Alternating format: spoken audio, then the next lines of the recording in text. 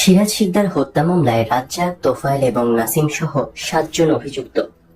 শেখ মুজিবের হুকুমে সর্বহারা পার্টির প্রধান এবং বীর মুক্তিযোদ্ধা সিরাজ শিকদারকে অকথ্য নির্যাতনের পর বন্দী অবস্থায় গুলি করে হত্যা করা হয়। এই হত্যা প্রসঙ্গে দৈনিক সংগ্রামে 5 জুন 1992 সালে যে প্রতিবেদন ছাপা হয় তা থেকে শুধু তারা হত্যা সম্পর্কেই অনেক কিছু জানা যাবে তা নয়, শেখ মুজিব সরকারের অধীনে তৎকালীন সার্বিক অবস্থা এবং সেই প্রেক্ষাপটে সর্বহারা পার্টির কার্যক্রম সম্পর্কেও অনেক তথ্য জানা যাবে।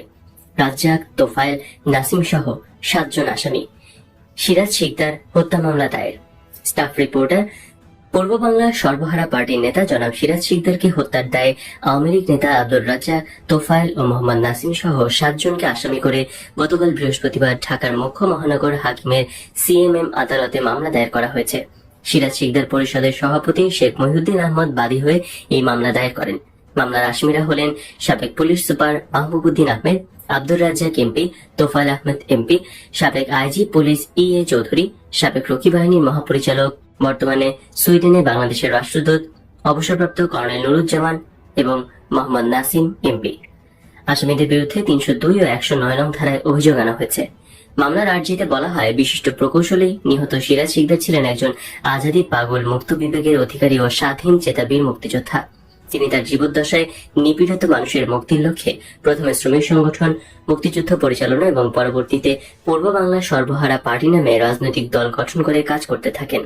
সিরাজ শিকদারের নেতৃত্বের প্রতি জনসমর্থন উত্তরোত্তর বৃদ্ধি পাওয়ায় তৎকালীন সরকার প্রধান মরহুম শেখ মুজিবুর রহমান ঈর্ষান্বিত হয়ে জনসমর্থন হারানোর কারণে ক্ষমতাচ্যুতির ভয়ে ভীত হয়ে সর্বহারা পার্টির কর্মীদের ওপর দমন নীতি চালাতে থাকেন।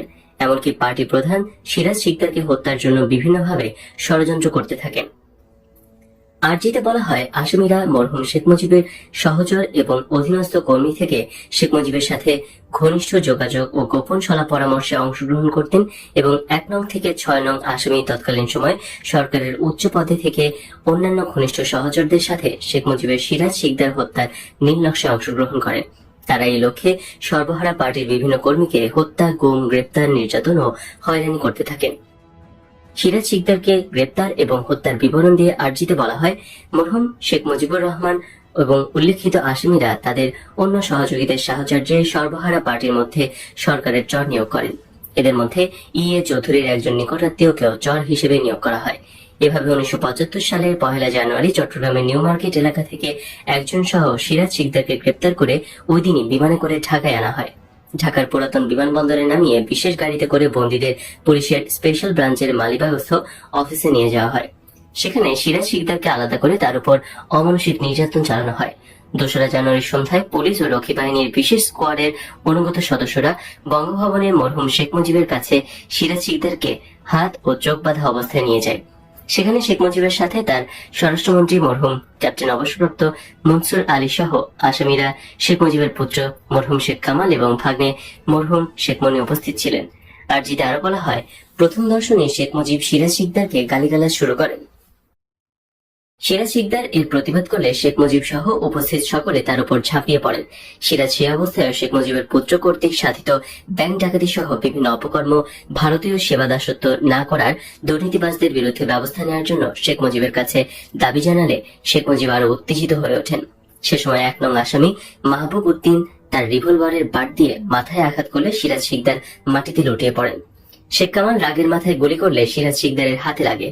ওই সময় সকল আসামি শেখ মুজিবের উপস্থিতিতেই তার উপর ঝাঁপিয়ে পড়ে কিল, ঘুষি, লাথি মারতে মারতে তাকে অজ্ঞান করে ফেলে। এরপর শেখ মুজিব, মনসুর আলী এবং 2 থেকে 7 নং আসামি সিরাজ শিকদারকে হত্যা করার সিদ্ধান্ত নেন এবং 1 নং আসামিকে নির্দেশ দেন। 1 নং আসামি মাহবুবউদ্দিন আহমেদ আসামিদের সাথে বন্দী সিরাজ শিকদারকে শেরেবাংলা নগর রক্ষী বাহিনীর সদর দপ্তরে নিয়ে যায়। এরপর তার উপর আরো নির্যাতন চালানো হয়। অবশেষে 2 জানুয়ারি আসামিদের উপস্থিতিতে রাত 11টার দিকে রক্ষী বাহিনীর সদর দপ্তরে সিরাজ শিকদারকে গুলি করে হত্যা করা হয়। পরে 1 নং আসামির সাথে বিশেষ স্কোয়াডের সদস্যগণ পূর্ব পরিকল্পনা মতো বন্দী অবস্থায় নিহত সিরাজ শিকদারের লাশ সাভারের তালবাগ এলাকা থেকে সাভার থানায় নিয়ে যায় এবং সাভার থানা পুলিশ পরের দিন ময়না তদন্তের জন্য লাশ মর্গে প্রেরণ করে। কিন্তু সরকারি ঘোষণায় বলা হয়, বন্দী অবস্থা থেকে পালিয়ে যাবার চেষ্টা করায় পুলিশ এনকাউন্টারে সিরাজ শিকদার নিহত হন। আর্জিতে উল্লেখ করা হয় যে সিরাজ শিকদারকে হত্যার পর তৎকালীন সরকার প্রধান শেখ মুজিবুর রহমান জাতীয় সংসদ ভবনে ভাষণ দেওয়ার সময় কোথায় আজ সিরাজ শিকদার এই দম্ভক্তি উচ্চারণের মাধ্যমে তার জিঘাংসার বহিঃপ্রকাশ ঘটান। বিলম্বে মামলা দায়ের করার কারণ সম্পর্কে বলা হয়, ঘটনার সাথে সাথে সিরাজের পিতা মরহুম আব্দুর রাজ্জাক মামলা দায়ের করতে চান, কিন্তু তৎকালীন স্বৈরাচারী শাসন এবং রক্ষী বাহিনীর সন্ত্রাসের ভয়ে পুলিশ মামলা গ্রহণ করতে অস্বীকৃতি জানায়। শাসকদের সন্ত্রাসের মুখে মোকদ্দমা দায়ের করা যায়নি। দেশে অস্থির গণতান্ত্রিক একনায়কতন্ত্রী পরিবেশের কারণে আইন শৃঙ্খলা অস্বাভাবিক অবনতি, ক্ষমতায় থাকা একনায়কত্ব, ফ্যাসিবাদী দলের ক্ষমতার দাপটে ভয়ভীতি ও সন্ত্রাসতায় দীর্ঘ 17 বছর এই বীর মুক্তিযোদ্ধা জনতার বিচার নীরবে কেঁদে ফিরে। ওই অবস্থায় মরহুমের পরিবার এবং সহকর্মীদের পক্ষ থেকে এজাহার ও মামলা দায়েরের ক্ষুদ্রতম সাহসও কারো ছিল না এবং এখনো নেই। বাদী নিজে সিরাজ শিকদারের আদর্শের এক তরুণ জীবনের ঝুঁকি নিয়ে এই আর্জি পেশ করছে। এই আর্জি প্রেক্ষিতে ঢাকা মুখ্য মহানগর হাকিম দরখাস্তখানা তদন্তপূর্বক আইনগত ব্যবস্থা গ্রহণের জন্য তেজগাঁও থানার ভারপ্রাপ্ত কর্মকর্তার প্রতি নির্দেশ জারি করেন। বাদীপক্ষে মামলা পেশ করেন অ্যাডভোকেট ফরমান উল্লাহ খান। তাকে সহায়তা করেন জনাব মোহাম্মদ আফজাল হোসাইন। এভাবে চরম নিষ্ঠুরতায় পার্টি নেতা সিরাজ শিকদার হত্যার পর অন্তর্দ্বন্দ্ব ও নেতৃত্বের কোন্দলের ফলে সরকারি নিষ্পেষণে সর্বহারা পার্টির সংগঠন দুর্বল হয়ে পড়ে। পার্টিতে ভাঙন দেখা দেয়। জাতীয় পরিসরে পার্টির প্রভাব এবং কর্মকাণ্ড এবং শক্তি ক্রমান্বয়ে লোপ পেতে থাকে। নেতৃত্বের দুর্বলতায় কর্মীরা উদ্যমহীন হয়ে নিস্তেজ হয়ে পড়ে। ফলে জনগণও হতাশ হয়ে সন্দিহান হয়ে ওঠে সর্বহারা পার্টির ভবিষ্যৎ সম্পর্কে। এভাবেই সিরাজ শিকদারের মৃত্যুর সাথে সাথে হঠাৎ করে জেগে ওঠা গণমানুষের মুক্তির এক উজ্জ্বল সম্ভাবনা শেষ হয়ে যায় স্বৈর শাসনের আগ্রাসী জিঘাংসায়। 1973 সালের শেষ দিকে দেশের আইন শৃঙ্খলা পরিস্থিতির চরম অবনতি ঘটে। নিয়ন্ত্রণের বাইরে চলে যায় অবস্থা। সে সময় ব্যাংক ডাকাতি করতে গিয়ে পুলিশের গুলিতে আহত হয় শেখ কামাল। 1976 সালের শেষ নাগাদ দেশের আইন শৃঙ্খলা পরিস্থিতির চরম অবনতি ঘটে। দেশে বিশৃঙ্খলা সরকারের হাতের বাইরে চলে যায়। প্রশাসনিক দায়িত্বে নিযুক্ত লোকজনের বিরুদ্ধে দুর্নীতির কিচ্ছা কাহিনী তখন প্রায় প্রতিদিনই খবরের কাগজে ছাপা হচ্ছিল। জনগণ খোলা দুর্নীতি এবং লুটপাটের বিরোধিতা করছিল। দ্রব্যমূল্যের ক্রমবর্ধমান ঊর্ধ্বগতি দৈনন্দিন জীবনে সামগ্রিক সাধারণ মানুষের ধরা ছোঁয়ার বাইরে দাঁড়িয়ে গিয়েছিল। জীবন ধারণের ন্যূনতম প্রয়োজন মেটাতে জনগণের তখন নাভিশ্বাস অবস্থা। এই অবস্থায় সরকার 63 কোটি টাকার নোট ছাপিয়ে বাজারে ছাড়ল। এতে মুদ্রাস্ফীতি আরো বেড়ে গেল। ওই নৈরাজিক সময় এক লোমহর্ষক ব্যাংক ডাকাতি সংঘটিত হয় রাজধানী ঢাকায়। প্রকাশ্য দিবালোকে পুলিশ ধাওয়া করে ডাকাতদের। ধাওয়াকালে দুপক্ষেই গুলি বিনিময় হয়। 6 জন ডাকাত ধরা পড়ে। এই 6 জনের একজন ছিল প্রধানমন্ত্রী শেখ মুজিবুর রহমানের জ্যেষ্ঠ পুত্র শেখ কামাল। শেখ কামাল সহ কয়েকজন দুষ্কৃতিকারী আহত হয় পুলিশের গুলিতে। কিন্তু পুলিশের বিবৃতিতে পরে বলা হয়, দুষ্কৃতিকারীদের ধাওয়াকালে দুর্ঘটনাক্রমে শেখ কামাল এবং তার সঙ্গীরা পুলিশের গুলিতে আহত হয়। মানুষের জীবন যখন প্রায় মূল্যহীন হয়ে পড়েছিল, জীবনের নিরাপত্তা হয়ে উঠেছিল অনিশ্চিত, ঠিক তখনই কিছু বিবেকবান নাগরিক মানবাধিকার সংরক্ষণ এবং আইনি সাহায্য প্রদান কমিটি গঠন করেন। এ সময় 31 মার্চ 1974 জাতীয় প্রেস ক্লাবে আয়োজিত এক সভায় মৌলিক অধিকার সংরক্ষণ ও আইন সাহায্য কমিটি নামে একটি সংস্থা গঠিত হয়। সভায় সভাপতিত্ব করেন ডক্টর আহমদ শরীফ। কমিটির সভাপতি নির্বাচিত হন কবি সিকান্দার আবু জাফর। এছাড়া মির্জা গোলাম হাফিজকে আইন পর্যালোচনা সাব কমিটির, ডক্টর আহমদ শরীফকে প্রকাশনা সাব কমিটির, বিনোদ দাশগুপ্তকে তথ্য অনুসন্ধান সাব কমিটির চেয়ারম্যান, এনায়েতুল্লাহ খানকে কোষাধ্যক্ষ, মওদুদ আহমেদকে সাধারণ সম্পাদক ও সৈয়দ জাফরকে সহ সম্পাদক নির্বাচিত করে 33 সদস্যের একটি কমিটি গঠিত হয়। কমিটির ওই সভায় জনগণের মৌলিক অধিকার এবং তৎকালীন পরিস্থিতি সম্পর্কে কয়েকটি বিশেষ প্রস্তাবও গৃহীত হয়। মৌলিক অধিকার সংরক্ষণ ও আইন সাহায্য কমিটির লক্ষ্য ও উদ্দেশ্য ছিল গণপ্রজাতন্ত্রী বাংলাদেশের সংবিধানে গণতন্ত্র রাষ্ট্রের একটি নিয়ামক নীতি হিসেবে সংযোজিত হয়েছে। 31, 32 এবং 33 নং ধারায় সুস্পষ্টভাবে বলা হয়েছে যে শাসনতন্ত্র মোতাবেক জীবন এবং ব্যক্তি স্বাধীনতার অধিকার সুনিশ্চিত করা হবে এবং প্রত্যেক নাগরিকই নিজেকে গ্রেপ্তার ও আটকের হাত থেকে রক্ষা পাবার জন্য আইনের সাহায্য প্রার্থনা করার অধিকার ভোগ করবেন। কিন্তু এরূপ সুস্পষ্ট নিশ্চয়তা সত্ত্বেও উপরোক্ত শাসনতন্ত্র ওয়াদা এবং নাগরিক অধিকার খিলাপ করা হচ্ছে বলে পত্রপত্রিকায় নিয়মিত খবর পাওয়া যায়। এসব খবরে জানা যায় যে কোনো আদালতে হাজির না করেই অসংখ্য লোককে গ্রেপ্তার করে আটক রেখে নির্যাতন করা হচ্ছে এবং যেসব সংস্থা নাগরিকদের অধিকার রক্ষার কাজে নিয়োজিত থাকার কথা, তাদের হাতেই অনেক লোক শারীরিকভাবে গুম হয়ে যাচ্ছে। কাজে যেসব দায়িত্বশীল নাগরিক আইনের শাসনের বিশ্বাসী, তাদের মতামত সংগঠিত করা দরকার এবং এই কাজের মাধ্যমে গণতন্ত্র ও শান্তিকামী ব্যাপক জনগণের মৌলিক অধিকার হরণের প্রকৃত ঘটনা সম্পর্কে অভিহিত করে জনমত সংগঠিত করা প্রয়োজন, যাতে শাসনতন্ত্রের প্রদত্ত আইনের শাসনের নিশ্চয়তাকে নগ্নভাবে উপেক্ষা করে যে ব্যক্তি নিপীড়নের কাজ চলছে তা প্রতিরোধ করা যায়। এর সঙ্গে সঙ্গে আরো একটি দায়িত্ব পালন করতে হবে। অনেক ক্ষেত্রে আটক ব্যক্তিগণকে বিনা বিচারেই ধরে রাখা এবং অনেককে আত্মপক্ষ সমর্থনের কোনো সুযোগ না দিয়ে সাজা দেওয়া হচ্ছে। সুতরাং এই ধরনের আটক ব্যক্তিদের আইনের সাহায্য দেওয়া প্রয়োজন। আইনের এই সাহায্য দেওয়ার জন্য উপযুক্ত সংগঠন ও ব্যবস্থা গড়ে তুলতে হবে। তহবিল ছাড়া সংগঠনের প্রয়োজনীয় কাজ যথাযথভাবে চালানো সম্ভব নয়। কাজেই সুষ্ঠুভাবে এই কাজ চালানোর জন্য একটি তহবিল সৃষ্টি করা প্রয়োজন। এই কমিটির কাজ শুধু ঢাকায় সীমাবদ্ধ থাকতে পারে না। কমিটিকে একটি কার্যকর সংগঠনে পরিণত করার জন্য এবং সারা দেশে জনগণ যাতে আইনের সাহায্য পেতে পারে তার জন্য জেলা পর্যায়ে এমনকি তার নিম্ন পর্যায়েও এই কমিটি গড়ে তুলতে হবে, যাতে করে নিম্ন আদালতে জনগণ আইনের সাহায্য লাভ করতে পারে। এই সংগঠন পৃথিবীর অন্যান্য দেশের নাগরিক অধিকার রক্ষামূলক সমিতিগুলোর সঙ্গেও ভ্রাতৃত্বমূলক সম্পর্ক বজায় রাখবে। ওই সভায় সর্বসম্মতিক্রমে গৃহীত প্রস্তাবলী ছিল নিম্নরূপ। দেশের বিভিন্ন এলাকা থেকে প্রাপ্ত সংবাদে জানা গেছে যে বাংলাদেশের সংবিধানের 31, 32 এবং 33 নং ধারায় ব্যক্তি স্বাধীনতা সম্পর্কে যে সমস্ত অধিকার নিশ্চিত করার কথা বলা হয়েছে সেগুলো নানান সরকারি বাহিনী ও প্রশাসনের যন্ত্রের দ্বারা খর্ব বা হরণ করা হচ্ছে। শুধু তাই নয়, নতুন নতুন আইন প্রণয়নের মাধ্যমে সংবিধান প্রদত্ত অনেক অধিকারকে ইতোমধ্যে কাগজে অধিকারে পরিণত করা হয়েছে। এই সভা সংবিধানে প্রদত্ত অধিকার সমূহের সঙ্গে অসামঞ্জস্যপূর্ণ এই সমস্ত আইন প্রত্যাহার করে নেয়া এবং বিভিন্ন সরকারি বাহিনী ও প্রশাসন যন্ত্র কর্তৃক ব্যক্তি স্বাধীনতা, বাক স্বাধীনতা প্রভৃতি মৌলিক অধিকার সমূহের উপর হস্তক্ষেপ ও হামলা বন্ধ করার জন্য সাধারণভাবে সরকারের কাছে দাবি জানাচ্ছে। বিশেষ ক্ষমতা আইনের মাধ্যমে যে কোনো ব্যক্তিকে কোনো কারণ না দেখিয়ে অনির্দিষ্ট কালের জন্য আটক রাখা, যে কোনো সংবাদপত্রকে যে কোনো সময় বন্ধ করে দেয়া এবং ব্যক্তির মৌলিক অধিকার সমূহের উপর যে কোনো প্রকার হামলার তীব্র নিন্দা করা হচ্ছে। সভা বিশেষ ক্ষমতা আইনকে সম্পূর্ণ অগণতান্ত্রিক এবং বর্তমান সংবিধানের বিরোধী বলে মনে করছে এবং তা বাতিল করার জন্য সরকারের কাছে দাবি জানাচ্ছে। রক্ষী বাহিনী আইনের মাধ্যমে যে সমস্ত ক্ষমতা রক্ষী বাহিনীর হাতে অর্পণ করা হয়েছে সেই ক্ষমতাগুলি এতকাল পুলিশের হাতে একান্তভাবে ন্যস্ত ছিল। যে ক্ষমতা পুলিশের হাতে এতকাল ন্যস্ত ছিল এবং এখনো ন্যস্ত আছে, সেই একই ক্ষমতা আবার নতুন একটি বাহিনীর হাতে আইনের মাধ্যমে নতুন করে অর্পণ করার উদ্দেশ্য দেশের আইন শৃঙ্খলা পরিস্থিতি উন্নয়নের প্রচেষ্টা নয়, বরং নানা ক্ষেত্রে যারা সরকারি নীতির সমালোচনা ও বিরোধিতা করবে তাদের ব্যক্তিগত অধিকার হরণ এবং তাদের উপর রাজনৈতিক নির্যাতন পরিচালনা করাই হলো এর প্রধান লক্ষ্য। বাংলাদেশের বিভিন্ন এলাকায় রক্ষী বাহিনীর কার্যকলাপ সম্পর্কে সংবাদপত্রে বহু বিবরণ ইতিমধ্যে প্রকাশিত হচ্ছে। কমিটি রক্ষী বাহিনীর এই নির্যাতনমূলক কার্যকলাপের তীব্র নিন্দা করছে এবং রক্ষী বাহিনী আইন বাতিলের জন্য সরকারের কাছে দাবি জানাচ্ছে। সভা বর্তমান সরকার কর্তৃক বাংলাদেশের বিভিন্ন এলাকার অসংখ্য ব্যক্তিকে বিনা বিচারে এবং কোনো কারণ না দেখিয়ে এদেশের নাগরিকদের জেলে আটক রাখার নীতি এবং কার্যকলাপের তীব্র নিন্দা ও বিরোধিতা করছে এবং বিনা বিচারে আটক সকল বন্দীর আশু মুক্তির দাবি জানাচ্ছে। মত প্রকাশের স্বাধীনতা বাংলাদেশের সংবিধানে মৌলিক অধিকার বলে স্বীকৃত হয়েছে।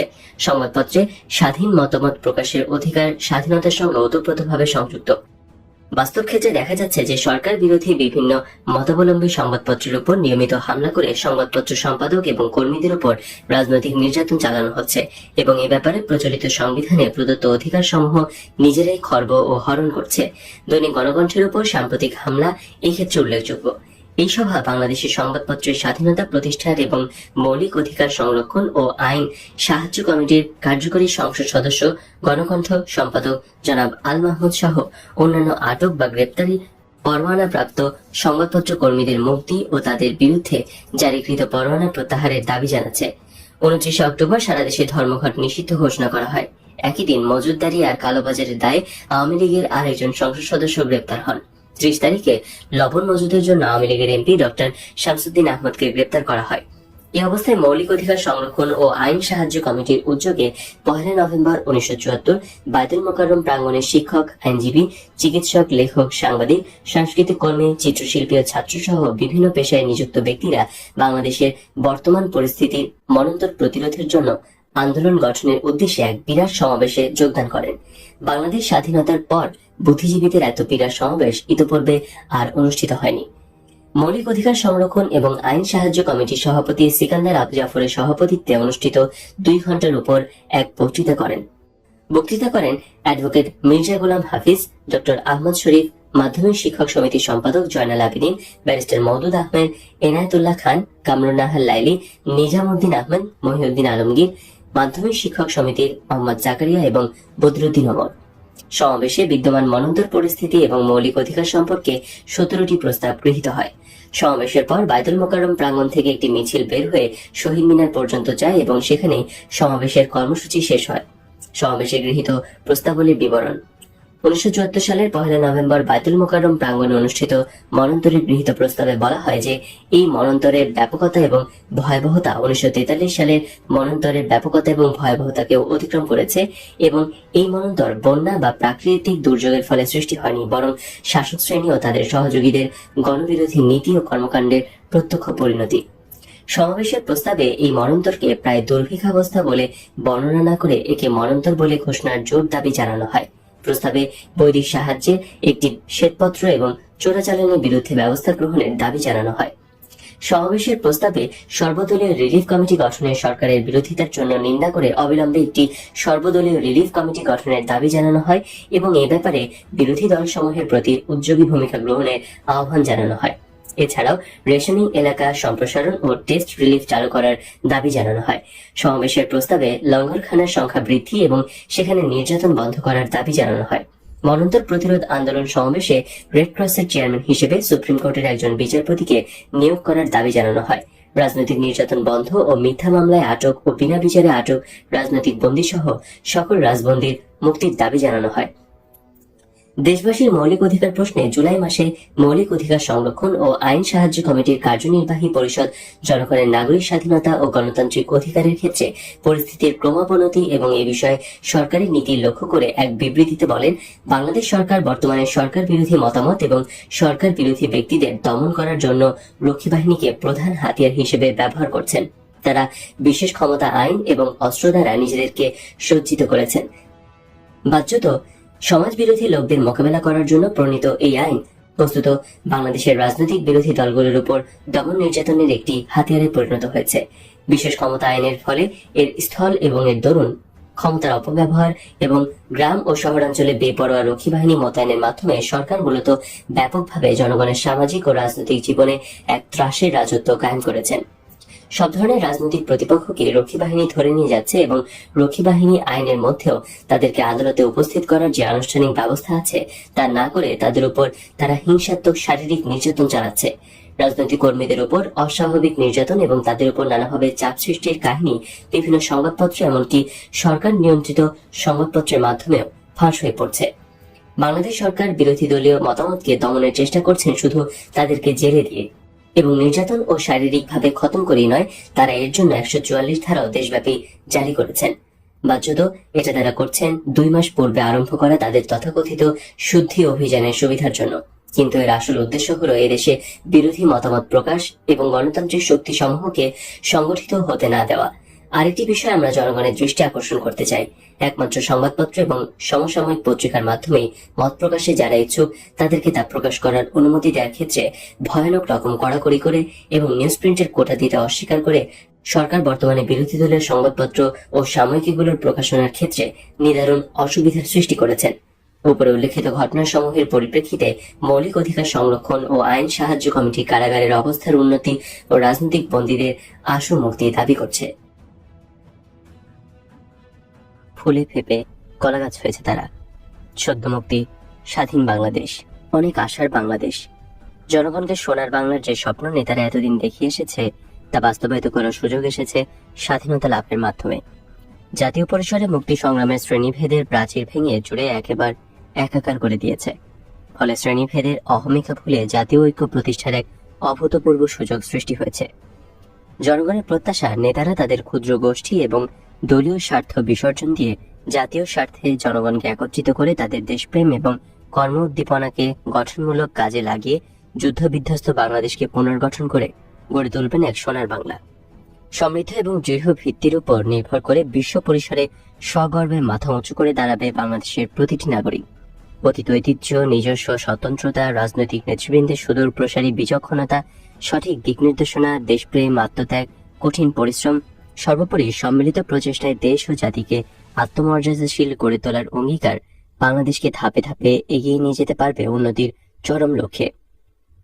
সুখী, সমৃদ্ধ এবং গতিশীল বাংলাদেশ গড়ে তুলে তার সুফল প্রতিটি ঘরে পৌঁছে দেবার মাধ্যমে বাস্তবায়িত হবে মুক্তিযুদ্ধের চেতনা।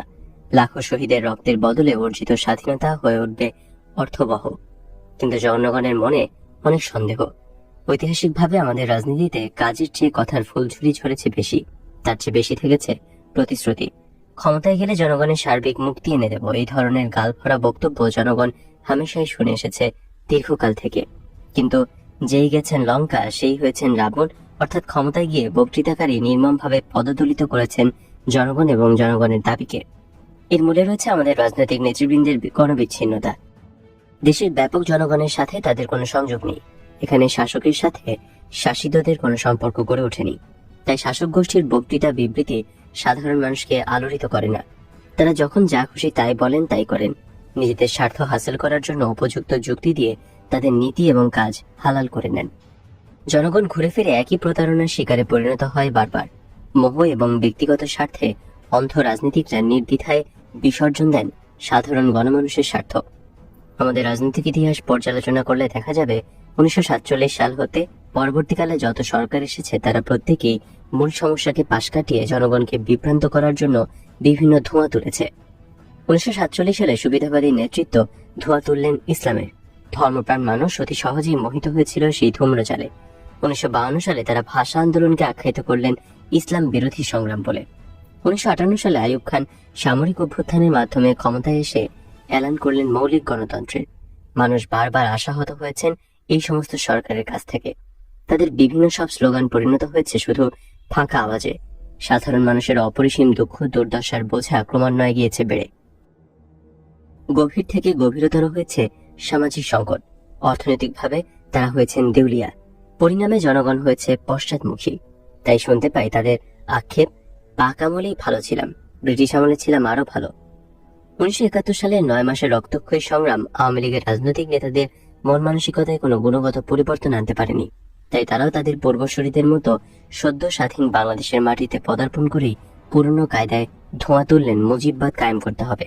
কিন্তু মাত্র 4.5 বছরের মধ্যে যখন মুজিববাদের অসারতা পূর্ণমাত্রায় প্রমাণিত হলো, তখন জনাব শেখ মুজিব আবারও একই কায়দায় সংবিধানের 4র্থ সংশোধনী প্রণয়ন করে এবং জরুরি আইন ঘোষণার মাধ্যমে রাষ্ট্রের সকল ক্ষমতা নিজ হাতে কক্ষিগত করে একনায়কত্ব ও একদলীয় শাসন বাকশাল কায়েম করেন। নজিরবিহীন তার এই শাসনতান্ত্রিক কুকে তিনি তার দ্বিতীয় বিপ্লব বলে আখ্যায়িত করেন। তার এই সর্বক্ষমতা হরণের ফলে বাহ্যিকভাবে অবস্থা স্থিতিশীল মনে হলেও দেশের অর্থনৈতিক এবং রাজনৈতিক অবস্থার দ্রুত অবনতি হতে থাকে।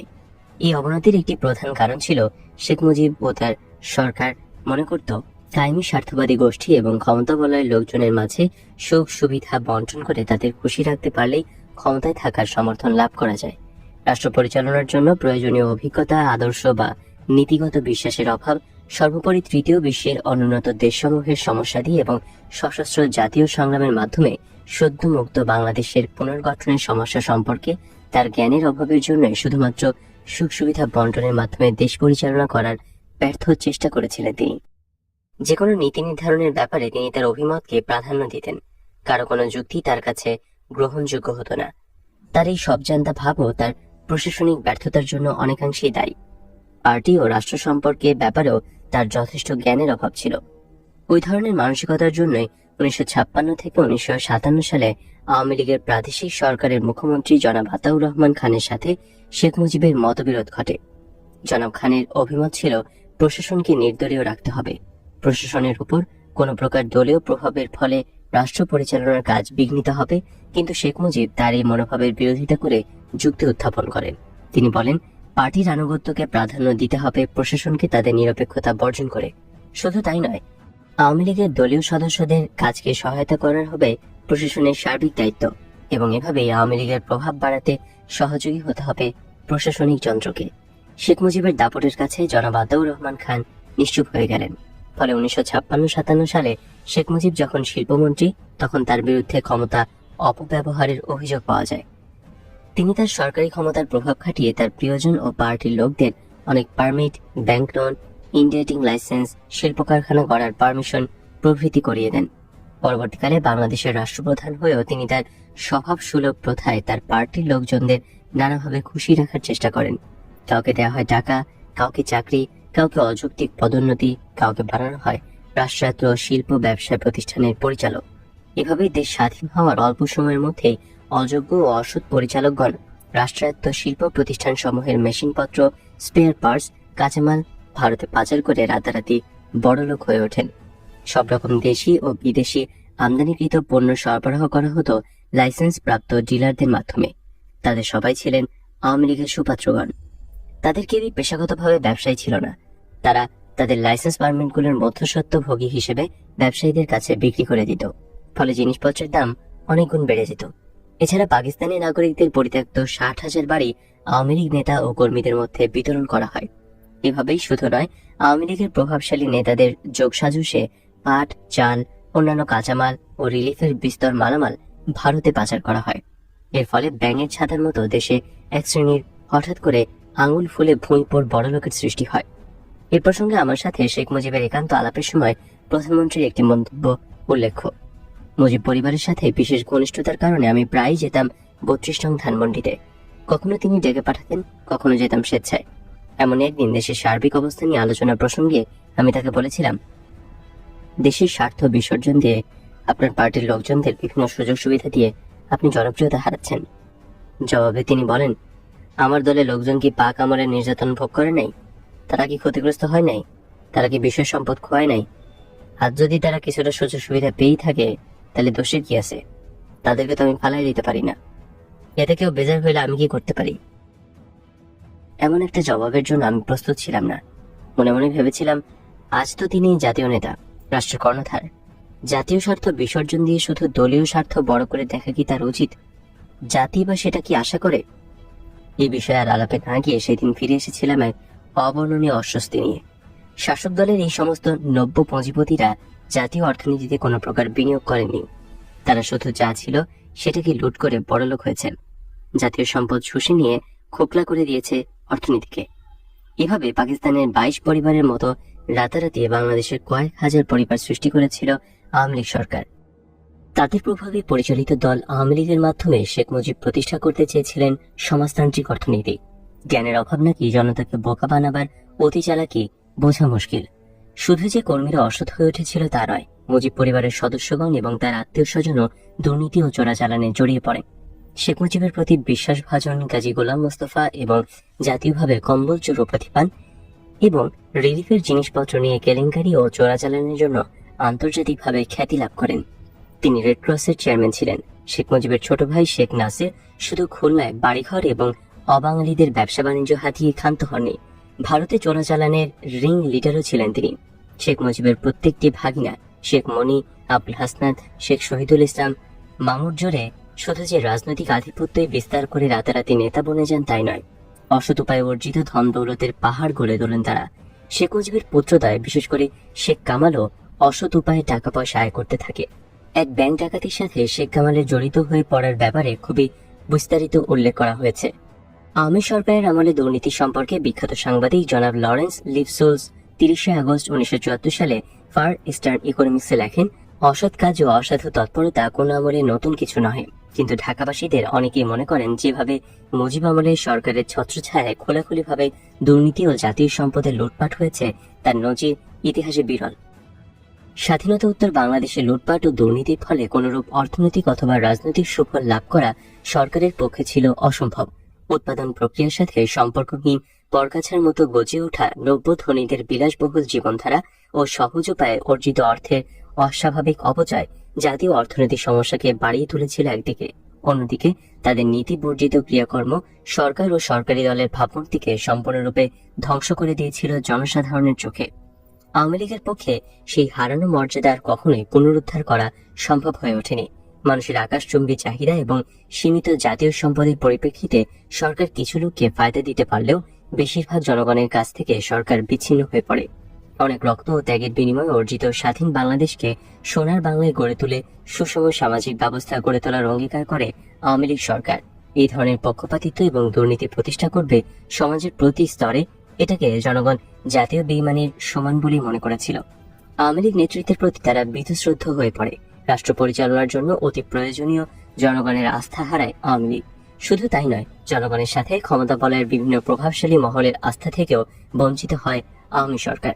তাদের মাঝে উল্লেখযোগ্য হল প্রশাসন, ছাত্র ও যুব সমাজ, মুক্তিযোদ্ধা ও সেনাবাহিনী।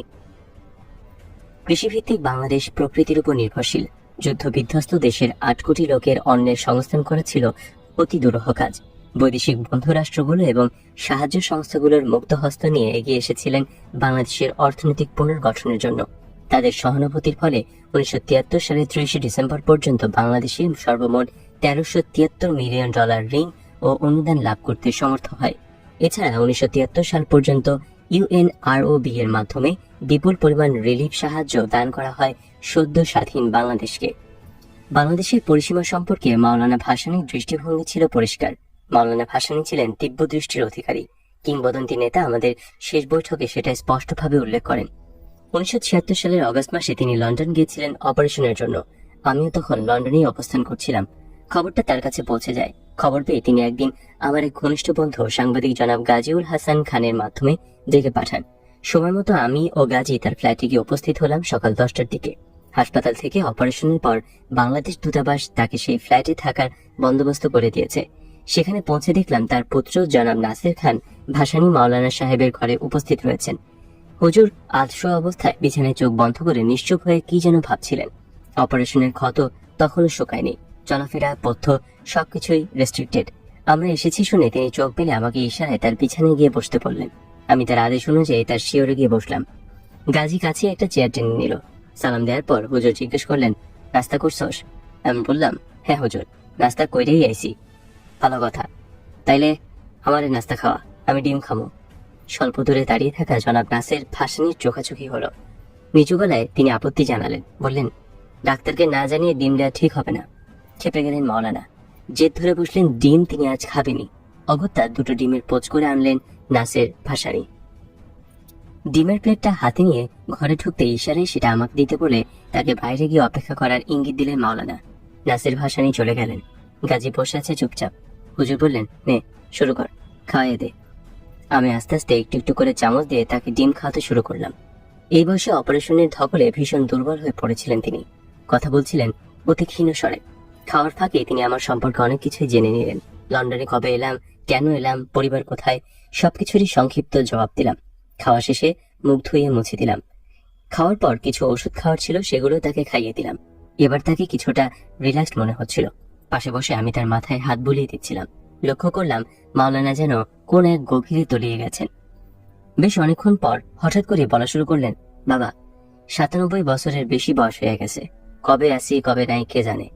তবে একটা কথা তোরে কইয়া যাইবার চাই, এই বুড়া সারা জীবনে যা কিছু করতে পারে নাই, তুইও তো সাথীরা সেটা কইরা বাংলাদেশের 10 কোটি জনগণের বাঁচাইছস জালেমের হাত থেকে। এই বুইরা তোদের দোয়া দিতেছে, আল্লাহ তোদের হায়াত দরাজ করুক। বলেই তিনি আমার মাথায় গায়ে তার ক্ষীণ হাত বুলিয়ে শরীরে বুকে ফু দিলেন। তার চোখের কোল ঘেঁষে তখন পানি বেরিয়ে এসেছে। চোখ বোঝা অবস্থায় তিনি আমার জন্য দোয়া করছিলেন বিড়বিড় করে। কাছে বসেও স্পষ্ট বুঝতে পারছিলাম না কোন সূরা বা আয়াত পড়ছিলেন তিনি। আমি তার অশ্রুধারা মুছিয়ে দিয়ে আবেগে বিহ্বল হয়ে বসে রইলাম। আমার প্রতি তার স্নেহ মমতা দেখে আমার চোখ দুটো অশ্রু সজল হয়ে উঠল। কেমন যেন এক ঐশ্বরিক স্তব্ধতায় মহিয়ান হয়ে চোখ বুজেছিলেন কিংবদন্তির নায়ক বাংলাদেশের মজলুম নেতা মাওলানা ভাসানী।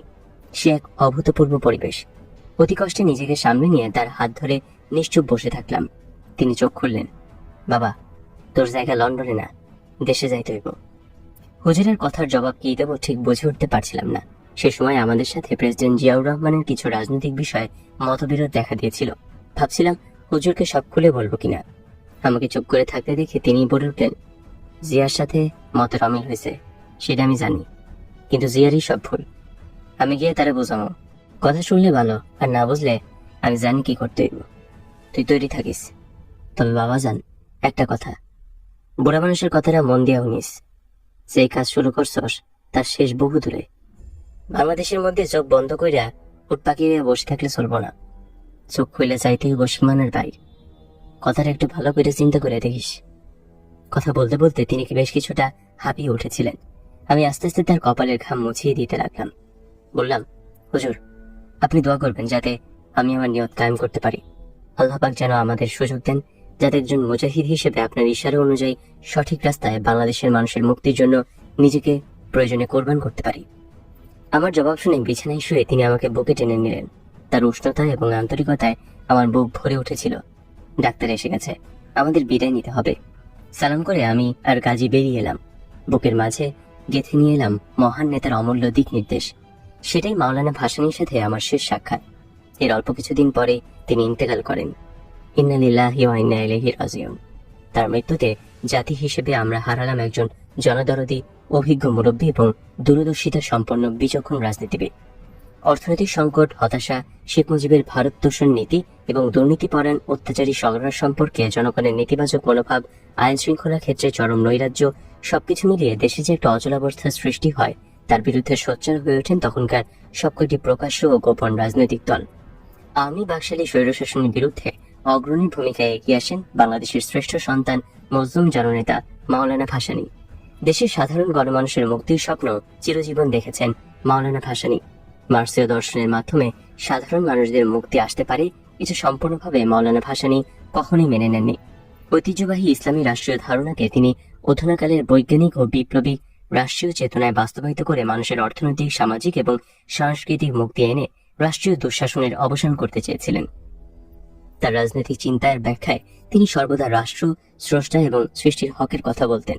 এই সমস্ত কিছু নতুন কথা নয়।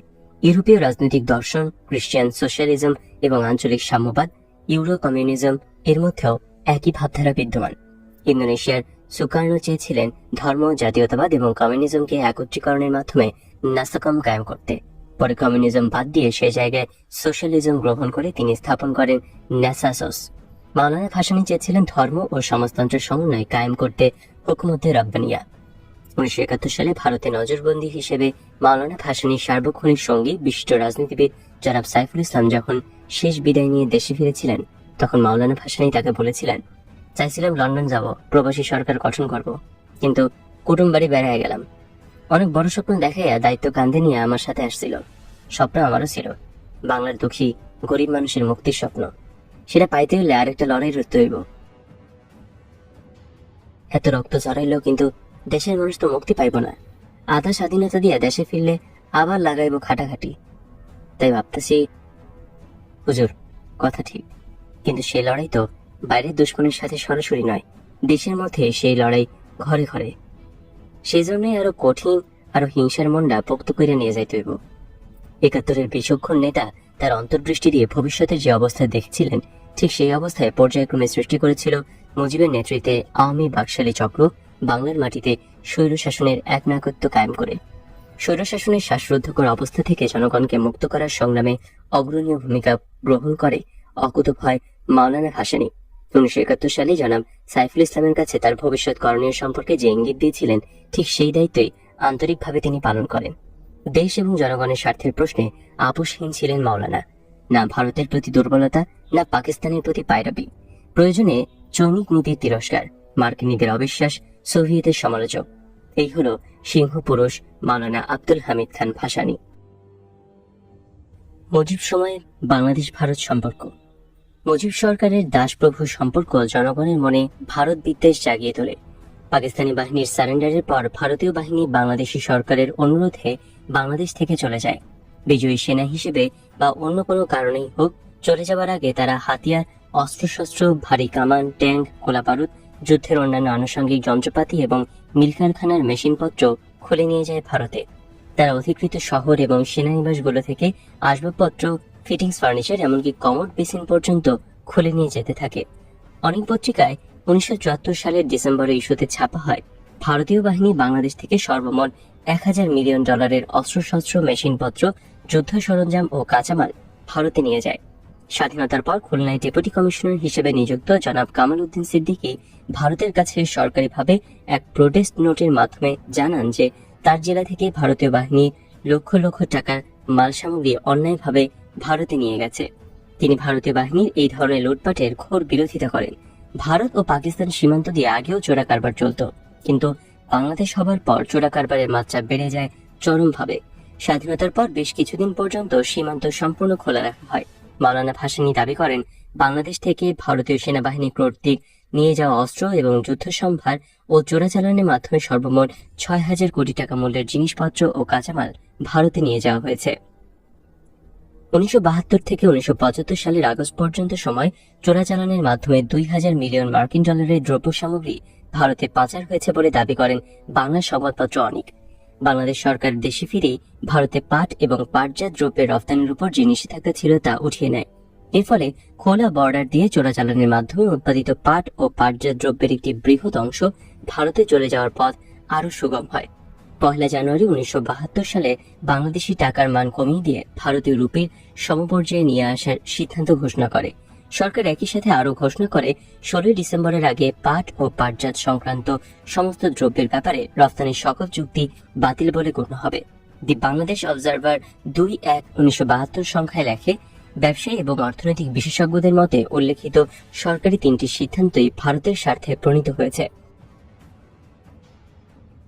ভারতীয় সরকার চাপের মুখে এই ধরনের সিদ্ধান্ত বাংলাদেশ সরকার গ্রহণ করতে বাধ্য হয়েছেন। এরপর সরকার কর্তৃক টাকার মান কমাবার পর পাটের দাম পুনরায় নির্ধারণ করার ফলে সৎভাবে ব্যবসা করার চেয়ে চোরাচালান অনেক লাভজনক হয়ে দাঁড়ায়। ফলে বাংলাদেশিদের জীবন সোনালী আঁশের রপ্তানি হ্রাস পায়।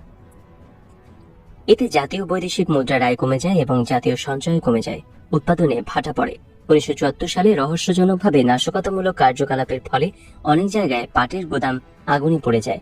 গুদামে ভরা কাঁচা পাট ও পাটজাত দ্রব্য এভাবে পুড়ে যাওয়ার ফলে পাট শিল্পের ক্ষেত্রে সরকারের প্রচন্ড ক্ষতি হয়। গুদামে আগুন লেগে পড়ে যাওয়ার ক্ষয়ক্ষতির বর্ণনা করতে গিয়ে পাটমন্ত্রী 1974 সালে সংসদে বলেন, আগুন লেগে প্রায় 1392 মিলিয়ন টাকার শুধু পাটই পড়ে যায়। পাটজাত দ্রব্যের সঠিক মূল্য নির্ধারণ করা সম্ভব হয়নি। প্রচন্ড এই ক্ষতির প্রেক্ষিতে পিজেএমসি এবং বিজেটিসি সরকারি ভর্তুকির উপর চলতে থাকে। আজ অব্দি পাট শিল্প ক্ষেত্রে সরকার কোটি কোটি টাকা ভর্তুকি দিয়ে চলছে। একদিনের সোনালী আঁশ আজ জাতির গলায় হয়ে পড়েছে ফাঁস। পক্ষান্তরে যে ভারত কখনোই পাট রপ্তানি করতে পারত না, এমনকি পাটের অপর্যাপ্ত উৎপাদনের ফলে অনেক জুট মিল বন্ধ করে দিতে বাধ্য হয়েছিল, সেখানে বাংলাদেশের অভ্যুত্থানের পর অবস্থা সম্পূর্ণভাবে বদলে যায়। 1973 সালে ভারত 1 মিলিয়ন বেল পাট রপ্তানি করে বিদেশের মার্কেটে এবং 1974 সালের মধ্যে শুধু যে তাদের বন্ধ হয়ে যাওয়া মিলগুলো আবার ফুল শিফটে চালু করা হয় তা নয়, তারা ভারত বাংলাদেশ সীমান্তে আরো নতুন 2টো মিল স্থাপন করে। দুই সরকারের মধ্যে স্বাক্ষরিত বর্ডার চুক্তি বাংলাদেশের কোনো উপকার না করে চোরাচালানের পথকে প্রশস্ত করে দিয়েছিল। পরে জনগণের জোর আন্দোলন এবং দাবির মুখে সরকারের চুক্তির বছর শেষ না হতেই বাতিল করতে বাধ্য হয়। 1972 সালের মে মাসের মধ্যে বাংলাদেশ সরকার ভারতের সাথে 4টি ঋণ চুক্তি এবং একটি বাণিজ্য চুক্তি সই করে, কিন্তু চুক্তিগুলো বাস্তবায়নের ক্ষেত্রে ভারতীয় দিক থেকে গাফিলতি পরিলক্ষিত হয়। বিশেষ করে বাংলাদেশ থেকে চুক্তি অনুযায়ী দ্রব্য সামগ্রী কেনার ক্ষেত্রে ভারতের বিমুখিতা বাণিজ্য ঘাটতির সৃষ্টি করে। ভারত বাংলাদেশের জন্য টাকা ছাপায়, সে কারণে নকল নোটে সারা দেশ ছেয়ে যায়। ফলে দুই দেশের সরকার বিব্রত হয় জনসম্মুখে। নকল টাকার বিরূপ প্রতিক্রিয়ায় বাংলাদেশের অর্থনীতি সর্বক্ষেত্রে উল্লেখযোগ্য ক্ষতি সাধন করে। দৈনন্দিন জীবনের জন্য প্রয়োজনীয় জিনিসপত্রের স্বল্পতা এবং উচ্চ মূল্য জনগণের জীবনকে যতই আঘাত করতে থাকে, ততই জনগণ ভারত বিরোধী হয়ে ওঠে। কালোবাজারি মুনাফাখোররা বৈধ ব্যবসার পরিবর্তে ভারতে চোরাচালান বেশি করে ফায়দা পাওয়ার লাভের মানসিকতা জনগণের জীবনকে দুর্বিষহ করে তোলে। এভাবে একদিকে সরকার ও জনগণ এবং অপরদিকে বাংলাদেশের জনগণ ও ভারত সরকারের মধ্যে অবিশ্বাসের জন্ম দেয়। ভারতীয় বাহিনী কর্তৃক জাতীয় সম্পদ লুণ্ঠন, ভারতীয় আমলাদের জাতীয় প্রশাসনে হস্তক্ষেপ, সীমান্ত দিয়ে অবাধ চোরাচালান, ভারতে পাট ও পাটজাত দ্রব্যের রপ্তানির উপর নিষেধাজ্ঞা প্রত্যাহার, ভারতে বাংলাদেশি মুদ্রা ছাপানো, রক্ষী বাহিনীর সৃষ্টি, বাংলাদেশের টাকার মূল্য কমানো, ভারতীয় বাহিনীর বাংলাদেশে অবস্থান, এই সমস্ত কারণগুলোই ক্রমান্বয়ে জনগণের মনে সন্দেহের উদ্রেক করে। ভারতের উদ্দেশ্য সম্পর্কে সন্দিহান হয়ে ওঠে বাংলাদেশের জনগণ। যুদ্ধকালীন অবস্থায় ভারত সরকার শুধুমাত্র আওয়ামী লীগের মাধ্যমে বাংলাদেশকে তাদের নিয়ন্ত্রণে রাখতে পারবে বলে ভুল করে যে বীজ বপন করেছিল, তারই প্রতিফল ভারতীয় শোষণ হিসেবে ক্রমশই বাংলাদেশের আপামর জনসাধারণের মনে শিকড় গড়তে থাকে। বন্ধুবেশে বাংলাদেশকে শোষণ করে জাতীয় সম্পদ লুটপাট করে বাংলাদেশকে তাদের পশ্চাৎভূমি ও মার্কেটে পরিণত করে তাদের নিয়ন্ত্রণে একটি করদ রাজ্য হিসেবে প্রতিষ্ঠিত করার নীল নকশায় আওয়ামী লীগ তাদের সহযোগী, এই ধারণাও প্রতিটি দেশপ্রেমিক বাংলাদেশিদের মনে বদ্ধমূল হয়ে ওঠে। তাদের এই ধারণা আরো জোরদার হয় ভারত কর্তৃক সিকিম দখল করে নেয়ার পর। জনগণের এই চেতনার যথার্থ মূল্য না দিয়ে আওয়ামী সরকার এবং ভারত সরকার এই ধরনের বৈরী মনোভাব দূর করার জন্য কোনো পদক্ষেপই গ্রহণ করেনি। ফলে এর প্রভাব রাজনৈতিক এবং অর্থনৈতিক সম্পর্কের ক্ষেত্রে হয়ে ওঠে সুদূর প্রসারী। এভাবে বাংলাদেশের জন্মলগ্ন থেকেই দুই দেশের সম্পর্কে ফাটলের সৃষ্টি হয়। সরকারি পর্যায়ে যদিও বা সম্পর্ক বন্ধুসুলভ এবং অটুট বলে আখ্যায়িত করা হয়, তবু এটাই সত্যি যে বাংলাদেশের জনগণ ভারত বিদ্বেষী হয়ে ওঠে সেই দিন থেকেই, যেদিন ভারতের সেনাবাহিনী বাংলাদেশ থেকে সবকিছু পাচার করতে শুরু করলো ভারতে, এবং দুই দেশের সীমান্ত খোলা রাখা হলো ভারতের স্বার্থেই।